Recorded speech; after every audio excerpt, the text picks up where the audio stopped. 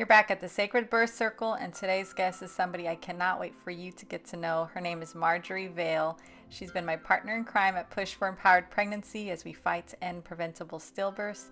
And tonight's conversation was dedicated to her son, Aleksei, who would be 18 on the day of this interview. Please share it on social media so we can reach more families. Welcome to the Sacred Birth Circle. My name is Anna Vick.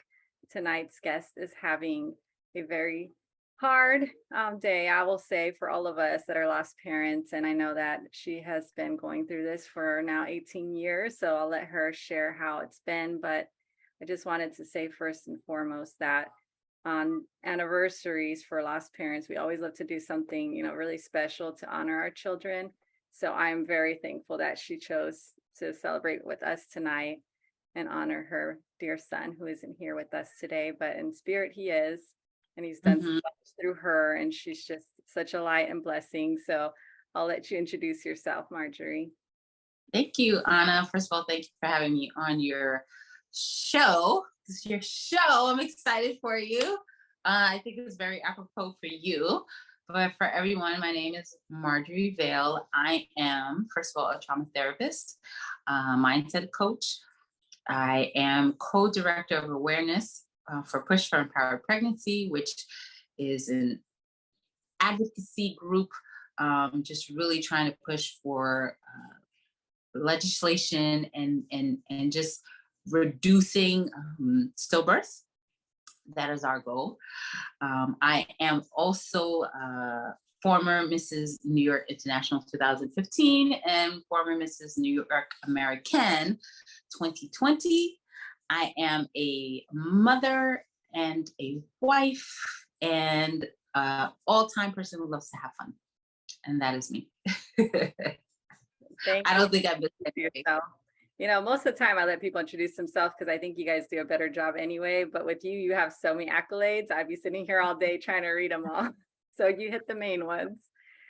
So we have been working together for a little while at Push since we started it all up together and hand in hand, raising awareness for stillbirth prevention. It's been really an honor for me because I know that you've been doing it for a lot longer than myself and other families. And that's part of what your story is really impressive to me. And we all like to see like how other parents are surviving loss and what are they doing with it? And, how are they channeling a lot of the pain?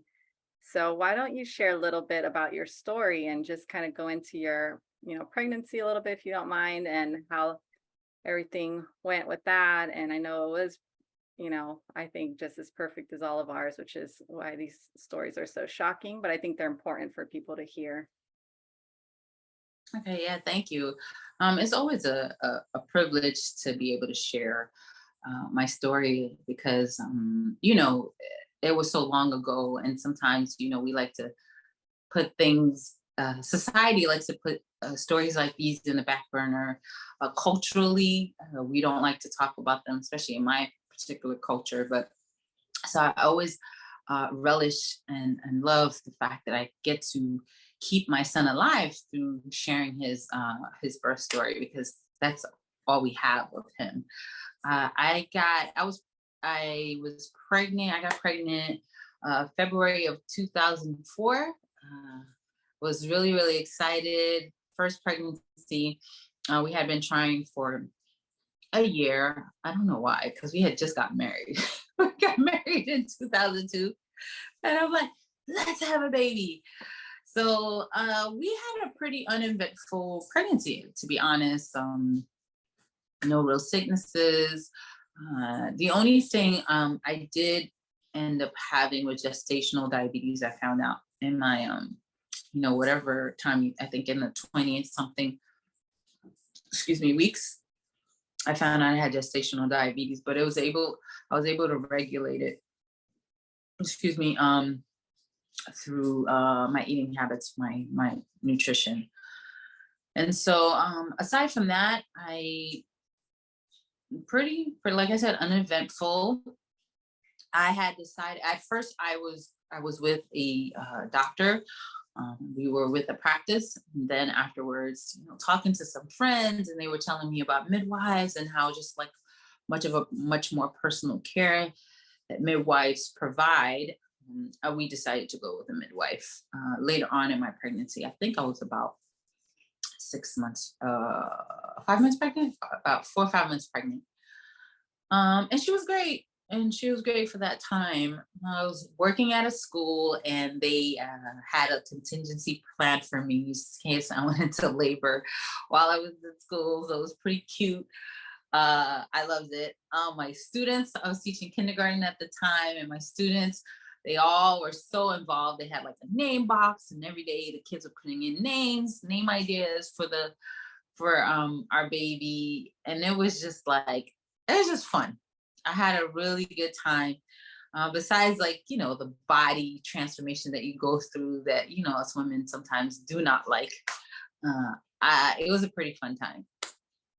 Came the time, September 27th, today, 18 years ago, I was on my way to work and my water broke on the bus at 7 a.m. And I was like, whoop, okay. And pretty much when your water breaks, that's it. Like that baby's getting born today. So I was really excited. I got to work. I went in, I saw my co-teacher and I looked at her and I said, my water broke on the bus. And she looks at me like, her and the other assistant teacher just like froze. They're like, is this happening right now? I said, no, I think I have some time. I called my midwife, I called my husband. And from that conversation in the at work, while I called the midwife, she already got on my bad side because she started to doubt me from there. She was like, are you sure you didn't go on yourself? And I'm like, go on myself? Like, I think someone would know if they peed versus some water bursting out of nowhere and, in their body. So she was making some stupid excuse about like, not bringing me in because if I wasn't ready, I don't care. I was just like, I get my husband, before that transpired, my school put me on in a cab and I was able to make it home. And when it was time to call her again, I gave my husband the phone. I was like, you talk to her, because if I talk to her, it's not going to be a good thing. So he spoke to her and whatever, and she had me come in. And when she checked me, my water had broken, just like, I just like I knew it did. And I just wish sometimes these doctors would listen to the mothers. We're the ones going through the transformation. We know our bodies. And I think if they trust us just a little bit more, just a tad bit more, things probably will go a little smoother for a lot of these deliveries and pregnancies. So but I wasn't effaced and I wasn't anywhere near like 1 centimeter. I hadn't like moved. So she sent me home to labor, gave me some, things to do, whatever. And I did. And so by 7 o'clock that time, 7 o'clock that day, we went back because I was laboring. I was like, ooh, it's time. So we got there at St. Luke's Roosevelt Hospital. That's where they used to, and I'm not too sure because I haven't been able to emotionally look back and look at the hospital, even be around there. They had a birthing center in the hospital. And then the maternal floor was above it. And so with the midwife, I had decided I wanted to birth naturally without medication or anything like that. With the knowledge that if for some reason I decided that I wanted medication, that I could just put a stop to it and we would go upstairs right away.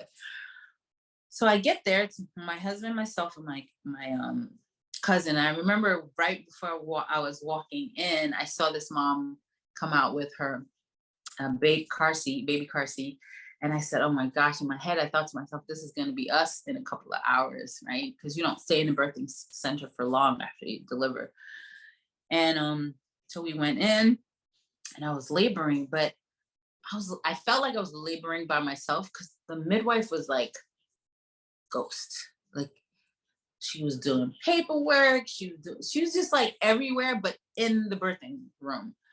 So I felt like I was laboring. Like she'd come in, like put me on the ball, and then it's just be me, my cousin, my husband on the ball doing whatever. Or she'd come in, she put me in the tub, and it's just be me, my husband, and my cousin in the tub, and it's like too hot, and I'm like, this pain is too much.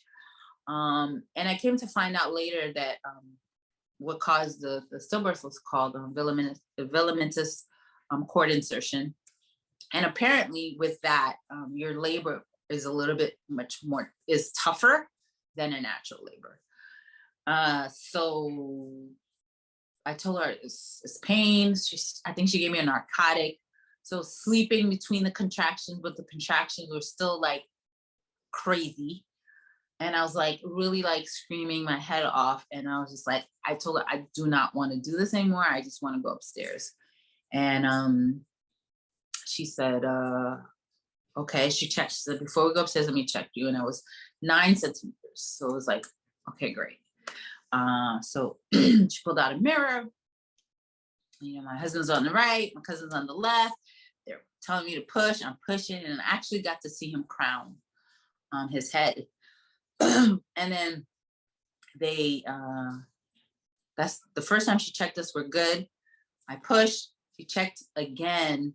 And this time around, we only heard one heartbeat, which was my own.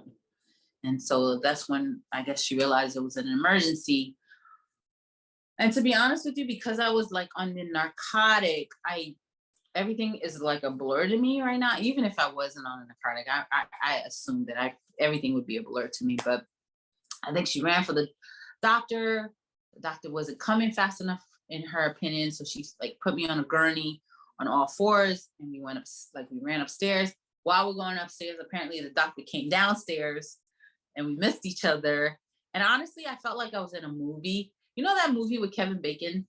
Oh gosh, I forget the name of that movie.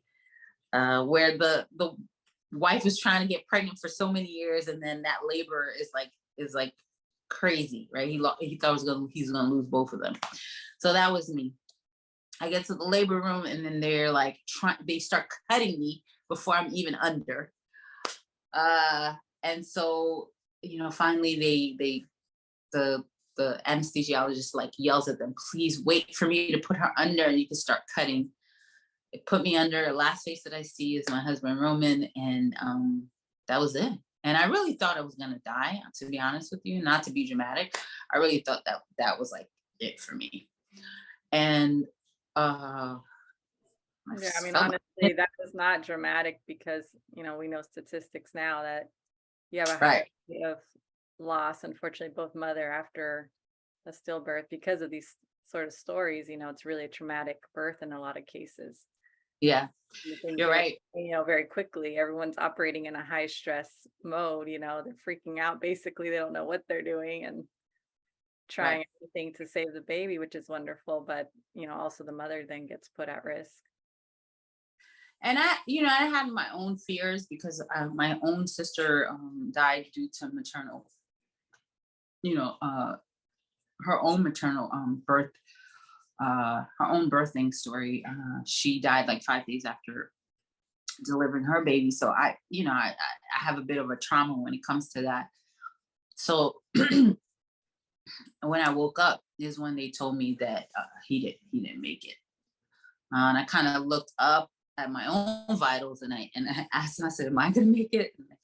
And the doctor was like, yeah, you're gonna make it. But literally as soon as I opened my eyes, she was like, I'm sorry, he didn't make it. And I was just like, what? And I looked to my left, my nurse is crying, my husband's crying. To my right, my cousin is crying. And, but I was by then I was like on morphine. So I just had no reaction, no emotional reaction.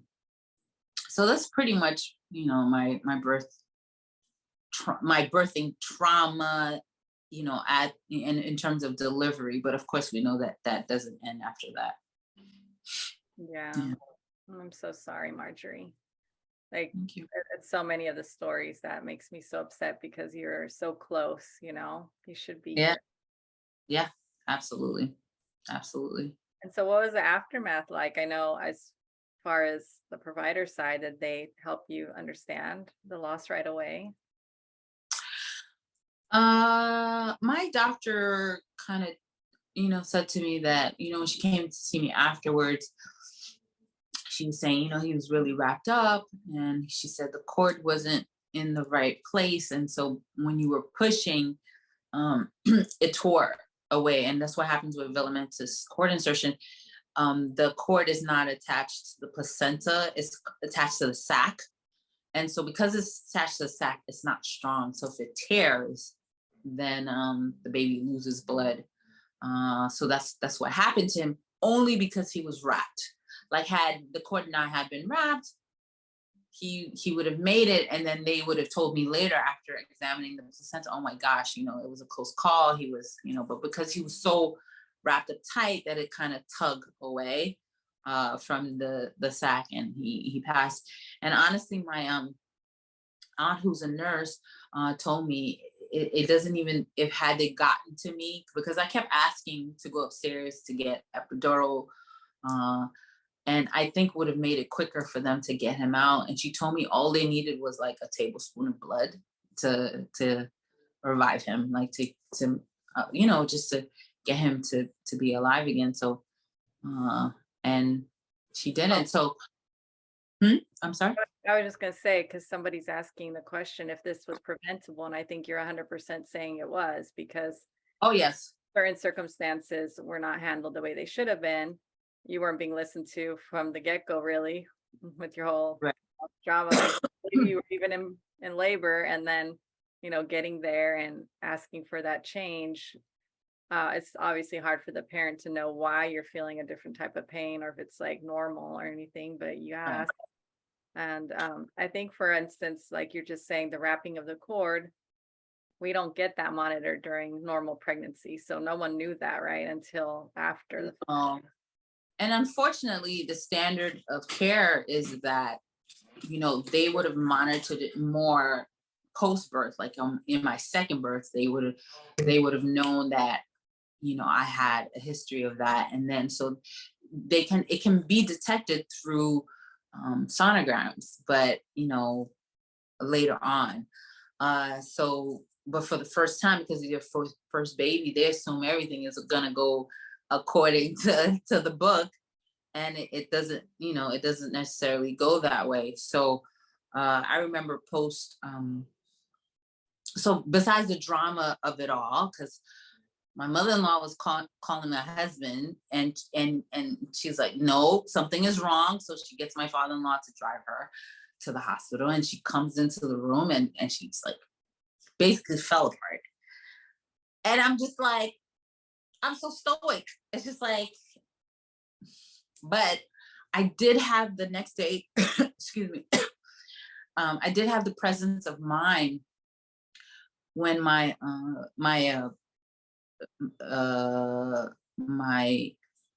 midwife came into the room. I did have the presence of mind to say to her, why didn't you listen to me? Like, why did you not listen to me? I asked you, I told you that I couldn't do it. I told you that I wanted an epidural. Why didn't you listen to me? And she had nothing to say, I would say it's part of my personality. And I think during the pregnancy, you're going through so much physically, emotionally, mentally, that labor was so intense. Labor is intense, but I don't know, for some reason, it was just like, oh my gosh. And I didn't have the presence of mind to interact with her to say, what is going on? But I remember grabbing my husband by the chest and be like, go talk to her, like, do something. And, and I know he did. He went, he was like, what's going on? You're not in the room, like, be in the room. So I was happy to have confronted her and said, you weren't doing your job. Why weren't you in there? And so that has stayed with me for those 18 years, knowing that I wasn't passive aggressive. I didn't let it slide. I didn't accept it as something that just happened. No, you need to take some responsibility for not doing all of that you could have done to make sure that this baby was born alive. So I'm really grateful for that. And just for those listening, statistically, if your baby's at term and it's a stillbirth, you should have at least 75% chance of prevention there. And that is because of things like that. Like that literally could have been caught in time. I mean, Hmm. you were in the building, like, so many people now are trying to do birth at home and they may not have access to this backup plan as quickly as you did. I mean, you could have been up there in a minute. Yeah, absolutely. I could have been the enemy. Yeah, so I'm so sorry and it sucks. And I know, like, for me, I'm in my rage mode. I don't know where you're at with your grief cycle. I just get so pissed off when I hear stuff like this because, like, why did they let that happen to her? And I wish, Right. someone in the room, and you guys obviously didn't know and you were trusting of your provider, but they should have known better. Of course. Absolutely. Absolutely. I wonder if in a way it's almost like they haven't seen it. Like, do you know if she had a stillbirth prior to you? No, she told me afterwards that was her first. That definitely was her first. Uh and yeah, maybe because it was maybe she's so cocky, or I don't know, confident that it was gonna go book, according to the book, and it didn't, and in a sense, you should be prepared. In a sense, when it's actually happening, are you really prepared? And unfortunately, I happen to be the experiment, unplanned experiment. And how do you feel when you see on social media people who are really promoting home birthing? And I mean, in your case, I mean, a doula could have helped because she might actually have listened and been sitting there with you the whole time and like, no, we need to get something going here. And maybe, yeah, having that extra person who understands different births is a good idea for everybody right now, especially with the way things are not going so well everywhere. But what do you think as far as like, I think it's risky personally not to be close enough to a hospital where you can, Right, where let's do a C-section, we're crashing here. Do you speak about right. that to people? I know, like, obviously. Mm, I don't. I mean, to each his own. I mean, I think someone could have said the same to me, and it's, even though the birthing center was in the hospital, someone could have said to me, "Well, why didn't you just, be in a hospital?" Well, you know, I think to each his own. I think, everyone has to go according to what they feel comfortable is, or what is best for them and their family. But I always think that it's important to know all risks. When it comes to pregnancy, and I never want anyone to have any kind of negativity or anything, um, just unnurturing in their minds. But I think we always, when it comes to pregnancy, you just never know, and you always want to have, um, you always want to be prepared for anything. And I think so long as you have a provider that is very aware, very in tune, very like, split decision when it comes to an emergency, then you do what's best for you. I don't like when people are saying, "Well, this is the only way. This is the only way. This is the only way," because that's not really true. But I think knowing the risks involved and preparedness is key, and 100% valuable when it comes to pregnancy. Yeah, and I mean, in any situation, there are risks. So even in the hospital where I was, Hmm. they failed me and I was sitting right there for an hour, so it can happen anywhere. So Yeah. I do think it's important to share, the different ways that pregnancies go, just so people can be a little more alert. Like, hey, if I feel wrong and someone's not listening, I'm going to go and do this, and prepare Right. for my plan B a lot, and whatever you need to do. And, Right. always up to you what experience you want. And, we at Push are very pro intervention, I feel like, in a way, because we know about stillbirth and stillbirth team Right. intervening. I mean, you cannot say like babies that are stillborn needed something, right? They didn't get it. We didn't get it. Or Right. didn't get it. So we're kind of in a different, world because we are the Right. 1% that all the bad things happen to.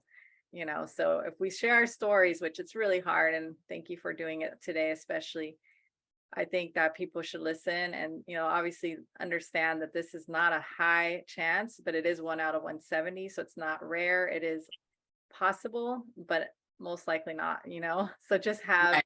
in your brain, like, because I do feel like if I go back to when I was with Owen, I never imagined stillbirth as a possible risk. And had Right. I known about it, maybe I would have been a little more aggressive and like get me on the table right now. Like, I don't know. Like I Right. Right. had no clue what I was into there. So I think you guys knowing it, I think you're one step ahead of where we were. Right. Yeah. So why don't you share a little bit about the legacy your son has had because you've done so much and I want you to be able to honor him with this conversation too. Oh, thank you. Well, when I it happened 18 years ago, so I have to say that there was nothing and no one around in terms of support. I felt so lonely in that regard. I remember even, insurance wise, the insurance telling me that I had to go back to work, like literally, uh, after the 5 days I came out of the hospital, they were expecting me to go back to work because I didn't have a child that was alive. So, I won't get into that and how, my school was very, really good to me and gave me what I needed in terms of time.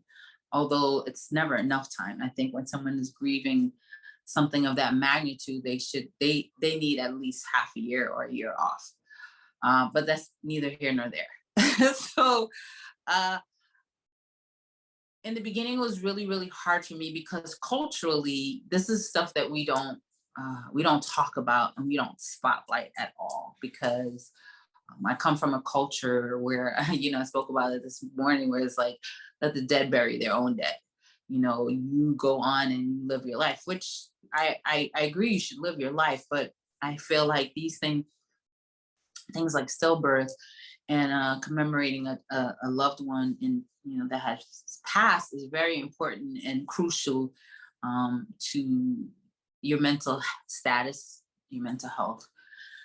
So I searched for many years to find like a support group or just a community that I could be a part of. Nowhere to be found in the great state of New York, and especially the beautiful city that we live in, New York City. I was pretty shocked. So it took me years. It took years, and honestly, it wasn't until I started competing in pageants that I finally found a group that I was like, oh, they're spotlighting stillbirth. And it so happened that the executive director and I both lost our child the same year. So we had that in common. And so that's when I started, because I was competing before, and before I spotlighted education and Haiti and all of that. And that's well, but I know to my core that what I really wanted to do was to share with the world about my loss and share with the world the importance of the kinds of conversations that you need to have with your providers, the kinds of conversation you need to have with your loved ones, the awareness that we need to have when you're pregnant, to not take it for granted. And so I really wanted to highlight stillbirth, and through this organization I was able to do that. And that's when I started to be an advocate for it and speak up and speak loud. uh, I remember I didn't go to my son's funeral. Just culturally, it was inappropriate, and I think it was apropos for me. And people always ask me if I regretted it. I didn't regret it. I still don't regret it. I just had a C-section, and it was almost kind of like I had a cultural excuse for not attending. So I wrote a letter, and my husband went, my family went, but I was just like, I didn't partake, and I didn't go till like later to the gravesite. He's buried with my sister. So yeah, so that you know that wanting to go against the grain of culture and going against the grain of society who tells us to not talk about our babies, our dead babies, because it makes them uncomfortable, is the reason why I'm loud and proud about it, because I'm just like, I don't care how it make you feel. We're trying to save other families. We're trying to save other babies. So since 2015, I've really been an advocate and speaking about it. And I know it probably makes my family uncomfortable to hear me speak about it, to see me speak about it. And honestly, not too many acknowledges his birth or his birthday. But that doesn't, like, I don't care about that, because it's like, it's not about that. It's the people who need to remember him. And at the end of the day, I know that if I help to save or push our advocacy, push our, I mean, our organization push, if we can help to save one baby, right, one mother from dying, then it's all worth it. And that's all that matters to me.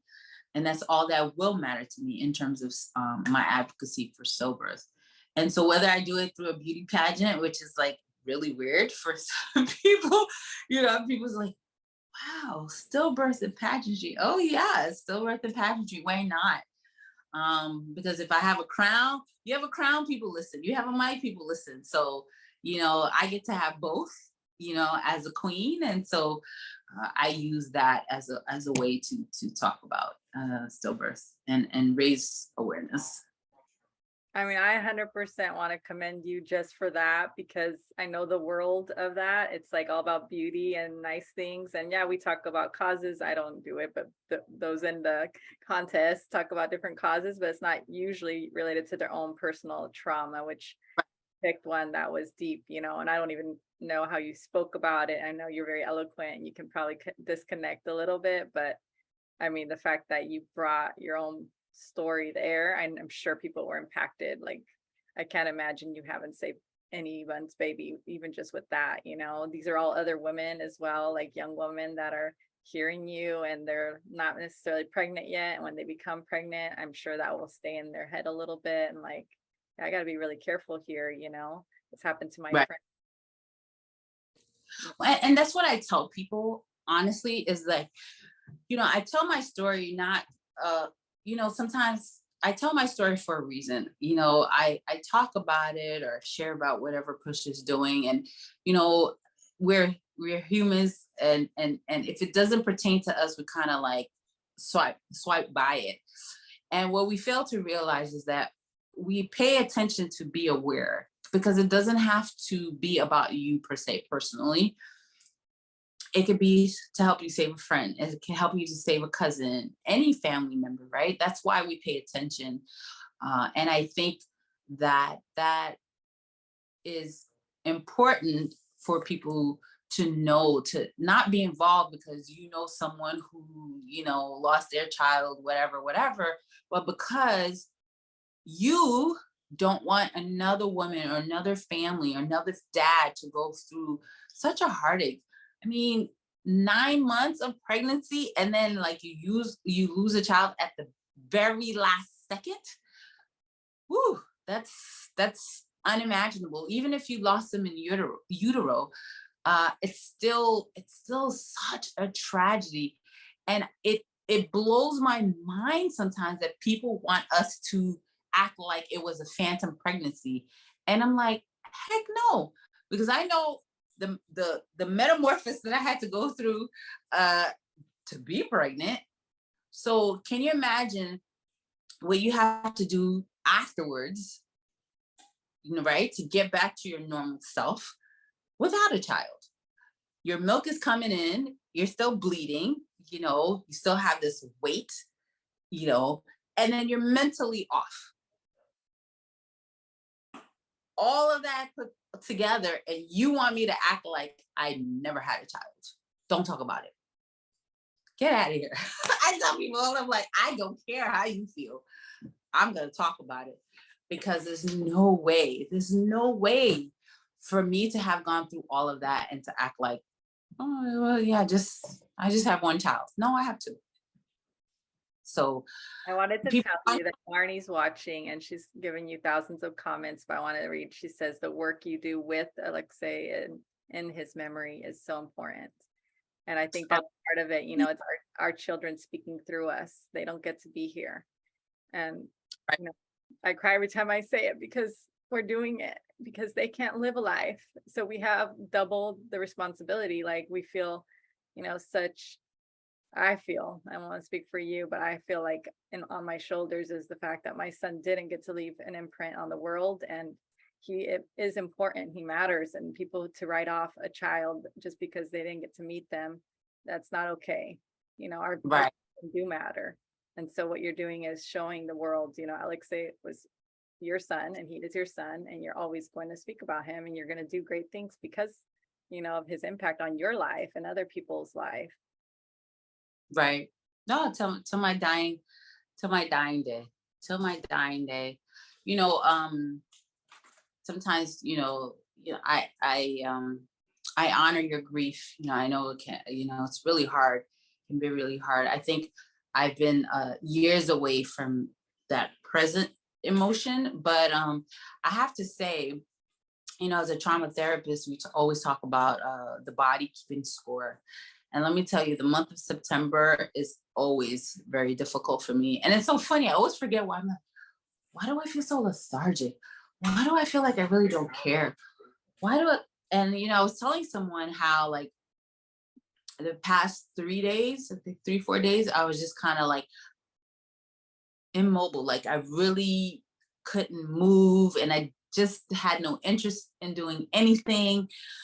Thank God, I had the energy to do my therapy sessions with people, and that kind of gave me kind of like joy. Funny enough, weirdly enough, uh, but after that, I was just kind of like, uh, like I just don't want to do anything. But my body remembers that. Up, this is the month. Up, you're 2 days away. Up, it's the day.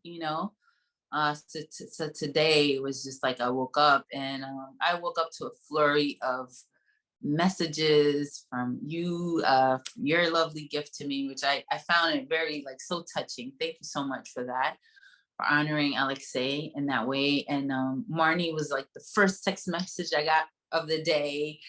And uh, and then I have Dominique and other friends and from Push, um, who reached out to me, and just having that community of people who remember was just so amazing, like just so poignant for me, and just knowing that it's not in vain. It's not just another birthday. Like I know that you guys feel what I feel, may not be as strongly, but you do feel what I feel. And, I'm just so thankful for the community. I wish it was a community that I didn't have to be involved in, but nonetheless, I am. And I'm so grateful for it because honestly, without it, sometimes people just don't remember. They don't. And actually, that's a question we have here. How do you feel when someone doesn't remember, let's say someone special to you? Right. Funny enough, today, and not to point fingers, I've come a long way in my journey about this. I remember, oh my gosh, my first year, I was just like mad at my cousins. I didn't want to talk to people. How could you forget? Today's out, like I'm reminding them. I've come to a space in my life where it doesn't matter to me. Those who remember have a special place in my heart, and I am grateful for them. And so that's why I make it my business to remember their dates, and to be almost one of the first people to reach out to them, because I know how important it is for me. People are human. They remember when they want to remember. They don't when they don't. And me personally, I don't take it personal. Because I feel like people will get to a point in their lives where they'll understand. They may not understand now, but they will understand. And it's just because they don't understand and they've never been through something so traumatic to understand that remembering a date such as that is so important to someone that you care about and you love. So not to put my family on blast, haven't heard from one family member today. Not one. And I can laugh about it because I'm just kind of like, you know. Yeah, and I want to tell you that Marnie says she's mad at everyone.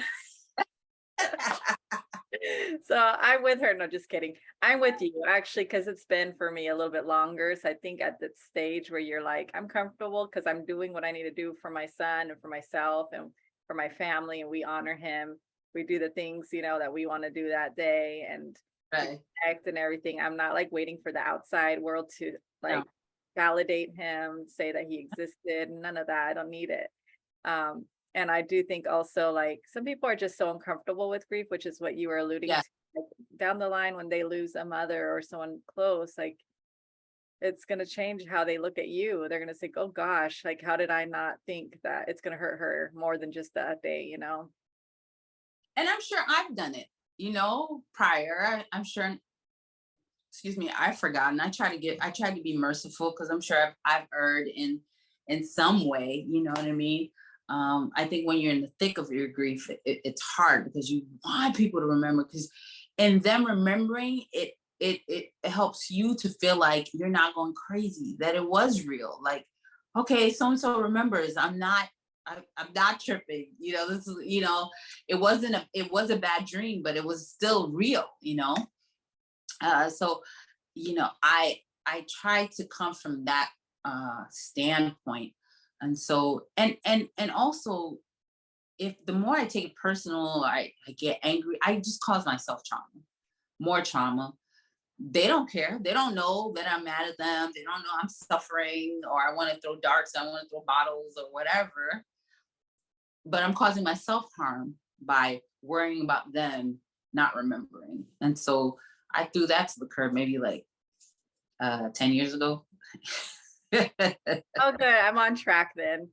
'Cause You're a it's jack. almost 7 years for me, and I don't care right now. Like I did though. It was harmful for me a lot. Like it was so Oh painful. yeah. I was like, gosh. But I did want to say, just for those watching that didn't call yet, the day is still young. You can still do it. Oh, yeah.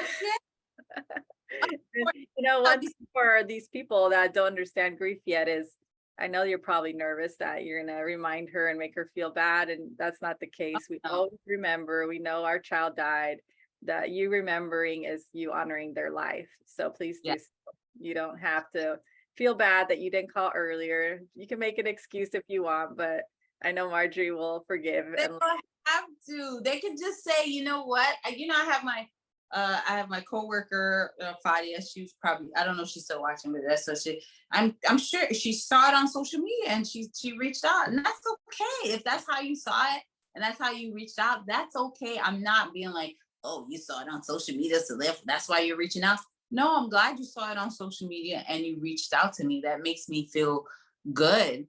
And you're right to extend to what you were saying, how people are afraid, when it comes to grief, they're afraid of what to say. Don't say anything if you don't know what to say. Send a heart. Someone send a heart with his name. You know what I'm saying? I remember one of the most powerful notes that I received after Aleksei died was I was a track coach. I was the one of the other coaches for track, and I was close to the track coach, the main track coach, and she was so funny. And I was running up to 6 months pregnant, and then after 6 months, I was just kind of like, "There's gonna be a body that's here to help you manage the girls as they run." She's like, "No problem." So when Alexei died, she sent me. I think she sent me like a post-it, like a note on a post-it or something, and she mailed it to me or something. I can't remember. Oh, it was a card, but in the card was a post-it. And the post-it said, "I don't know what to say, but I love you." And that, oh my gosh. Out of all the cards I had gotten, and I got many cards because I was, like I said, I worked in one of the elite private school in New York City. So much so that they had psychologists, psychiatrists come in to like support my students, because they were so involved in my pregnancy. The parents were, sending me gifts, sending me whatever. And I received many cards, many gifts. And that was the card that I remember the most. That's the only card I remember.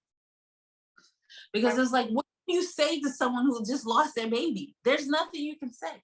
And that's actually, like you said, it's the perfect thing to say, because if people try to make you feel better, it's almost worse. Don't give the platitudes and don't tell us he's with God, he's doing this and that. He's in place.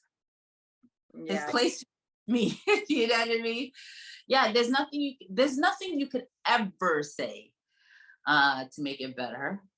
I think just being there and just supporting, and that's it. Like, when sadly my mom died last year, and I just liked company. I just like when people came to visit and just sat with me and didn't even have to talk about my mom, but just laugh, stories, the news, whatever. It's just the company, because sometimes your being by yourself, that solitude can be deafening for someone who's just had a loss. And so we just crave your company, and we're okay with your silence. We're okay with your silence. Yeah, and I mean, honestly, it is the worst thing that could happen to a woman who's been expecting a child forever. So, and that it's never going to get easier. And the fact that we expect a child to outlive us, and we want to see them grow, and we think about them every year, and we think about the milestones. And this is 18. That's a big year. Yeah, his adult year. Yeah. So go ahead. I'm sorry. What is year 18 like for you? How are you? Oh, it's completely hard. Completely, utterly difficult. I didn't expect that, because it's not my character.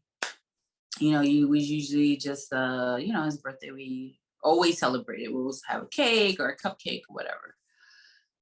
I don't know if it's because I'm like, oh, he would have been an adult. There's something about 18. I'm seeing all of my girlfriends, because I was pregnant with 4 other girlfriends at the same time, who all went on to have their babies. They're not 18 years, but I have other friends who delivered before me, and watching their children turn 18 was hard. I celebrate with them, but it was just kind of like, makes me wonder, like, what he would have been like, and what our lives would have been like with him, what my son would have been like with him, their dynamic, their relationship. I told you, the whole month I was a hot mess. This is the first time. Usually I feel lethargic or whatever in the month, but like, this is the first time since maybe year 1, 2, that I just completely kind of like checked out physically and mentally, so much so that I got sick. And I realized I made myself sick just because I wasn't verbalizing what I was thinking, I was feeling. And it's almost kind of like I called on, and I believe in manifestation and those types of things. I believe I called on the sickness just so I could be sick and just have a reason to be like, just like lethargic and not move, because I don't get sick. I rarely get sick. With all COVID or whatever, never gotten sick. And then it's just weird that this month I'm sick. So I knew I called it. I just, my body just kind of like, oh, whatever. Just be. You're so powerful that you decided you're just gonna. I totally cannot deal with this right now. I believe in that. I really do believe in that we call things to ourselves, because there's certain things where just we're it's just too much. Even joyous thing we call towards ourselves, like happy things, because we're just happy, and we pull that energy. I called on the energy of sickness totally 100%, because it was just like, I don't get sick. And I want to tell everyone here that Marjorie is such a great co-director. She's been my partner all last year and into this year. I just switched to communications. And today she's been all over WhatsApp, and I'm like, what is happening? She's supposed to be off today. So she's been working hard on push. Just like I want to give you a chance to say, some of what we have coming up so anybody who's listening can support because we are going to continue pushing really hard Yeah. for all our babies. And I want you to be able to share, what's going on because we are about to go into like a massive, very loud event, Yes. and I'm Yes. very excited for it. So let's get some people to register here. Yes. Yes. Yes. Excuse me. So, if you don't know, October is pregnancy loss and infant loss month. Pink and blue, light pink and blue month. As people know it as breast cancer month, but it's also pregnancy and infant loss month. And so on October 15th is pregnancy and infant loss day, the actual day. We have the month, but the actual day is October 15th. And we at Push for Empowered Pregnancy are planning, or we are calling the big push, where we're all going to be in Washington, D.C., loud and proud, lost moms, raising our voices to be heard, to shine a light on the fact that 23 to 24,000 babies die a year due to stillbirth, which is more than any other form of death. Stillbirth is the #1 killer of babies. And so we're going to be in DC, just asking our legislators, senators, our congressmen and women, our assembly, all of them to really pay attention to what is happening, to help us to put legislation, things like the Autumn Act, to pass that bill so that we can start focusing and seeing what is the reason, why are all these babies dying every year. Right now there's no database to so that they can say, okay, it's a cord accident, this happened or this happened. Right now every stillbirth is getting lumped all in one, and that is not right, because we do it for other things, right? We know someone died of cancer, someone died of hypertension, someone died of diabetes.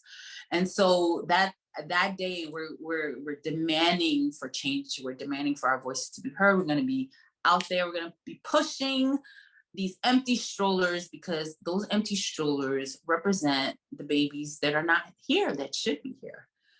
Unfortunately, that's why I want to push. We're aiming for 24,000 strollers, but whatever we have, we have. We definitely have 24,000 baby hats, right? And we have an art exhibit that should be coming, displaying, showing just I think sometimes we need visual so that we can kind of see, whoa, like. For sure. And I'll say that happened to us when we were in DC this last week for the advocacy trip that a lot of us went to.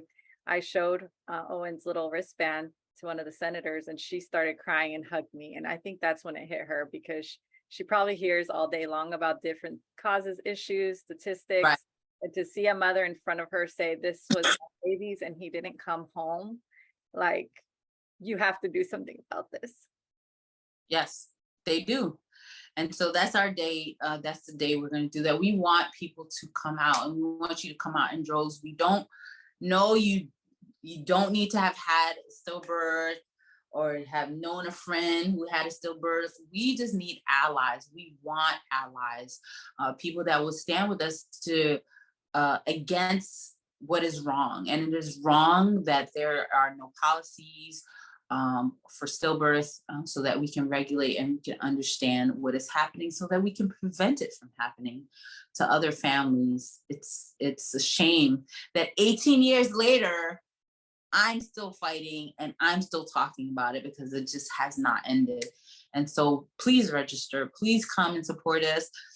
We also have, for people who can't make it to DC on the 15th, we also have virtual events happening all around the states. And so if you want to find out more about it, please go to our website, pushpregnancy, right? .org. I'm having a brain fart right now. And we have the big pushmarch.org too, just for the events. And please Right. register, like she said, even if you're not coming, because if you can do it at your own hometown, that'll count you as part of it. We want to count you. We want to count your babies if you're a lost parent. So Right. you'll register their name in there and you'll say if you're doing it virtually or you're coming or you want to make your own little satellite event or you want to go to one of those that you find on the website so you can be a part of it, because this is a movement. It's a moment. Like, we haven't had this before. No one stood up together the way we are going to do it. Yes, it's important. It's important. And so we're so excited about it. Shout out to Sam, our executive director, and Liz, who is our new co-director of awareness, for all of their hard work. Liz works in DC, lives in DC, and she's just been like the foot on the ground in DC and helping us making a lot of these connections and the places that we need to be. So we want to say I just want to thank her, and of course Anna, you, all your all the way that you're raising awareness, all the graphics that you do for us, and Dominique, who's the other hardworking mama, and we have Camilla and all the change makers that push. We honor you. We thank you so much, because people cannot see and do not know the hard work that you are putting in just to make sure that at least one family does not have to go through the heartache that we have gone through. So I'm just honored to be a part of such an amazing organization and such amazing warrior mothers. Oh gosh, it's incredible. It's awesome. And you're a warrior mama. So that's why I'm so thankful to have you on tonight to share. I wanted to just highlight the one note, which you mentioned when we decided to do this, was the longevity of surviving loss. So a lot of parents, when we lose our baby day one, we're just like, how are we going to live? Like, I cannot continue. My child's dead. I should be dead. Like, this isn't right. The world doesn't work this way. It's just all wrong, and it's like, you look for other people to see an example of how you can survive. And I think that's kind of what I see in you, is just a path for other women and men as well, because they're suffering too. To see someone like you who's proud, you're not sitting there just grieving alone or getting over it and forgetting your child. You're doing what you want to do with your life, and you're being a voice for everyone right now as far as stillbirth prevention. But even if you don't go into advocacy and you do your thing, whatever your thing is, I think it just shows people you can do it all still. You can still have a beautiful life, and you have other, you have your child, a second child. So you have that, so some people need to see that hope. I had to look for people, and I found just a few in my time where I was like, oh, okay, so she had a stillbirth and now she's doing the rainbow pregnancy. Okay, let me get through that hump, and it just helps you to keep moving. Yeah. I think it's hard right off the bat, and then you find your way. So I obviously think that Marjorie has shown all of us, that it is possible to have a life after loss and to do amazing things, and especially honoring your child in whatever way you choose, because they matter, and you should be able to do what you like. And if you want to talk about them, you can talk about them. And if you don't, you don't. We're all different as far as really being vocal with our grief, because it is hard. I think it's a trauma. We have to, take care of ourselves. So you don't owe it to anybody to do anything specifically, but we welcome you with open arms if you want to be a part of us. And Push for Empowered Pregnancy, the organization we're with. And I also help with Count the Kicks, another great organization, if you want to help with education. And, there's just so many avenues that you could take with your life after loss. But Marjorie, why don't you just tell us just briefly, how did you survive 18 years? Like, what was it for you that got you through? Well, the first couple of years, just being, first year I had to pull away from my friends who had babies, and that was really hard. But that was that's what I needed in order to survive the year, to just not compare myself or to make myself feel bad about not having produced, a child. As women, that can be very difficult. Culturally, that's very difficult, because that's what we're expected to do. So that's the first year. And so my husband and I just focused on healing ourselves, and we did a lot of traveling, and we did a lot of fun stuff. And then I think finally what really helped me to come out of my sadness was not come out, but just have a little bit more peace was volunteering. Honestly, it saved my life. I started volunteering with New York Cares, and I was like doing volunteer work 2, 3 days a week. And that is really what started my community work. So I was doing community work um, really starting then, going on missionary trip and just really giving of myself.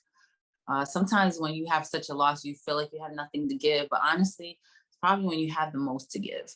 And so that is what pushed me and propelled me out of my me looking inward, right? And starting to look a little bit outward, and at the same time taking care of myself. So that is really what helped me. And one thing led to another. And I started to say, well, like, life is so short. Like I could have died that day. What do I want to do? Right? What impact do I want to make in the world? And that question is what really helped me to start, making my imprint in this world. And because if I die, when I die, I want people to say that, I impacted them, my life impacted them, or my work impacted them. That's all that's important. Everything else is whatever. I'm going to get old.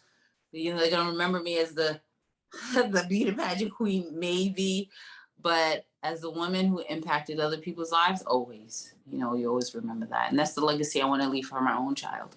Servitude, right? It leaves an imprint in the world. So, Yeah. And you have, and your son is through you. yes, Yeah. And I feel the absolutely. same way. I think like just being given life again after loss, you realize it. Like, I'm here. I need to be doing something really major, you know? Yeah, exactly.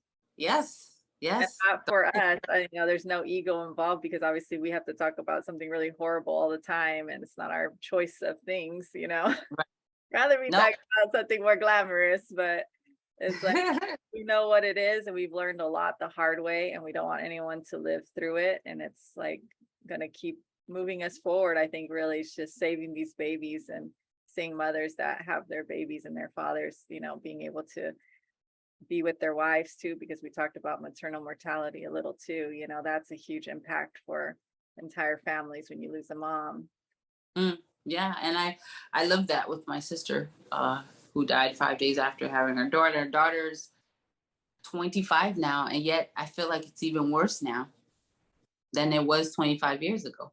Well, maybe 25 years ago, we didn't have Instagram, we didn't have the social media to really amplify these stories. But yeah, I think we as a people need to start waking up and, serving in a way we advocate. We don't need to wait till it happens to us. We don't need to wait till it happens to a friend or a cousin. Start the work, be involved, donate, whatever it is, because we're not all advocates in a sense. We're not all going to be in the front line, but we can be on the back end, doing many things. So donate to push for empowered pregnancy. You donate to our Rainbow Clinic, that really supports women who have pregnancies after a loss. That's one of the hardest thing in the world. That pregnancy made me realize that I am an powerful, amazing, powerful woman. To have another child after losing one so late, I'm a warrior, and I that helped me never to doubt myself any longer. And so don't wait until it happens to someone or yourself. Please, we need your allyship. Get yourself involved. And that's exactly why this event, it's all the organizations like we've been connecting with. It's not a push event, it's actually the community at large. And so when you come to this event, you're going to meet a lot of other really powerful people, advocates that we admire. And we're honored that we'll be speaking on the stage and sharing their passion and their motivation and why they're doing it and what they're doing it for. And so we can all back each other up because we're not in a silo. This is not a Right. one job. This is a huge monster of a problem. We need everybody on board. Everyone. Everyone. Well, Yep. thank you so much, Marjorie. I love that we spent Aleksei's birthday together. Me too. Me too. Can I tell you, like, maybe 5 minutes before, I'm like, why did I decide to do this today? because you're a warrior, girl. You just had to do it. You're like, I am It's going to always speak today. it's always like that. I'm always like, why did I choose to do that? And then I'm in it. I'm like, oh, this is what I chose to do. But thank you so much for asking me to come on here and share. And I was glad to share on his birthday because it's just a little bit more meaningful to honor him in this way. So thank you for the work that you're doing through this platform, helping us to share our stories and raising our voices against stillbirth. So thank you for that. Oh, you're welcome. I love to. I love hearing everyone's story, and I think everyone's babies matter. Yeah, Your you partner, do. You do.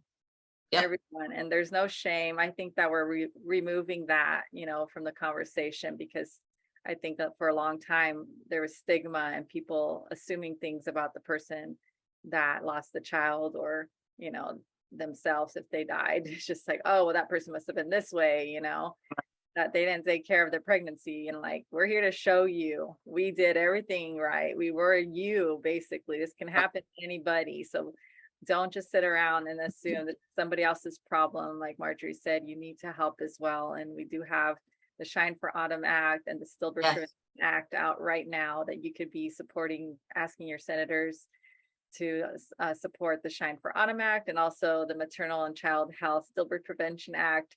That's another very important one because we can get funding for prevention from that already existing money, that we just need people to realize that stillbirth is preventable in so many Yeah. cases.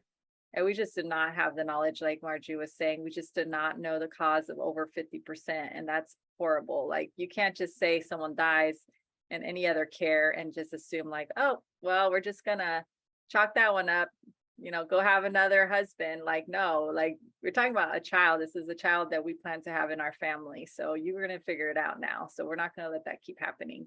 People deserve to know the reason. And that way we can actually use that information as well for prevention in the future and improve our care, because we are a high income country. We have the tools, the science is there. Other countries are reducing their rate. We just can't keep putting up with this. So thank you, Marjorie. I love you. I love your voice. I love everything that you always share. And I think today has been just a beautiful honor for your son. And I hope that everyone watches this and hears it again later, and just keep sharing it. Keep sharing it. People need to hear it. Yes, I promise. Well, have a good night. Thank you all. Bye. I'm so honored to fight beside this warrior mother, and I hope you will also join us at the big push to end preventable stillbirths. We've lost far too many children, including Aleksei and Owen, and we need your help to end this crisis. Remember to share this episode on social media so you can help others in your circle grow their knowledge and have a better birth outcome. Remember that all the posts that we share and our episodes are not meant to be medical advice. We are simply trying to help you and inform you as you continue your pregnancy, but always remember that you should consult your provider if you have any questions or concerns. They're there to help you, and they are available to you 24/7, even if you have to go into the hospital or the ER. Again, follow us on social media to continue up to date with our next episodes and our posts, and feel free to connect with us in the DMs. If you have any questions, we would be happy to be there for you. You are not alone. This is your community, and we hope that you will continue to watch our future and past episodes to continue to add to your knowledge as we interview birth workers, providers, researchers, and even people who have experienced different births, so that when you get to your birth, you'll be a little bit more informed and prepared for whatever comes your way. Goodbye for now.